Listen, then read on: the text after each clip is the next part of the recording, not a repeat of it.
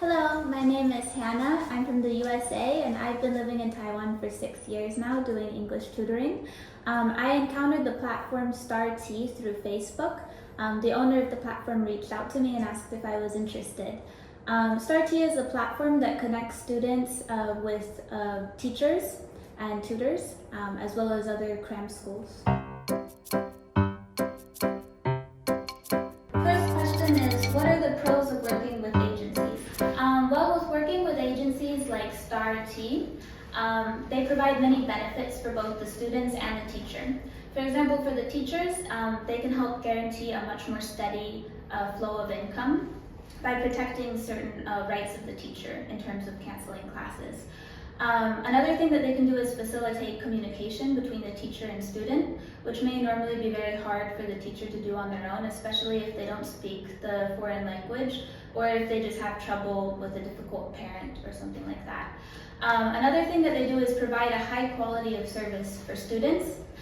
They do this through requiring weekly or monthly reports that show the curricular schedule for the student, as well as providing lesson reviews and also giving a timetable of the classes. So all of these things can both improve the curriculum for the student as well as improve the working conditions for the teachers.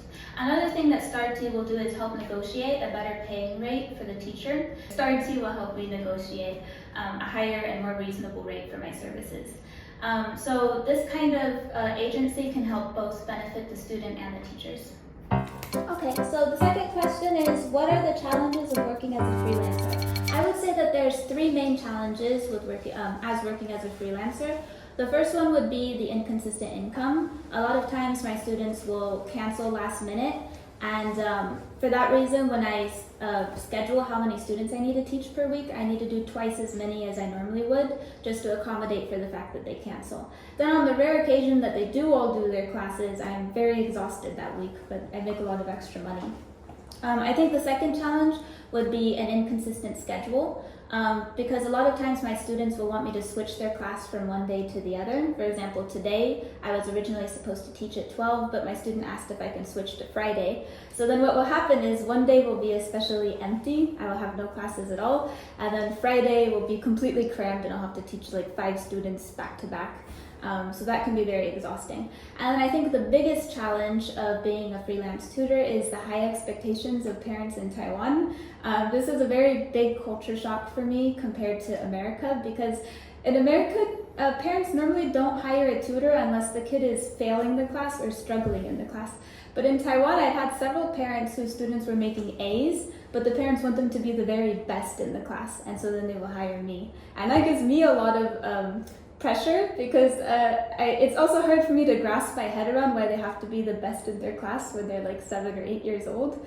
And we normally just teach once a week, so I think it's also a very high standard to expect so much from the class, which is 1 hour a week. So for example, I recently had a student, I just accepted a new student, and her parent, she's already making an A on her tests, and her parents told me that she wants her to do better. And I was very confused. I was like, wait, how is she supposed to do better? She already has an A. So I think that's one of the biggest challenges. The third question is, what are the differences between online and in-person tutoring? I would say that online tutoring is better for the tutors and much worse for the students. So the advantage for me is that I can just stay at home. I don't need to leave my house. I can just roll out of bed and start class. But I think that there's just something about meeting in person that makes the learning process way more effective. You have a much better connection with your student when you meet with them in person, and when you can use tangible sources like textbooks, or just writing with a pencil. I think the learning process goes way better. And this is especially the case for children. I think children really need to have actual textbooks and actual sources. And one of the things with teaching children that's very important is rewarding them. So normally when I teach children, I reward them with stickers, and once they get 10 stickers, they get a prize.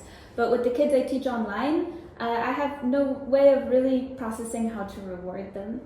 And the connection also just doesn't feel as good. So for me, it's great. I can just teach them and then hang up. But for the student, I think it would be way better to meet in person. One more problem is the parents will often, like not parents, but adults. When I tutor adults online, they will often feel a lot more comfortable canceling last minute because they will feel, oh, well, she didn't need to leave her house. Like, I don't have to feel bad about canceling.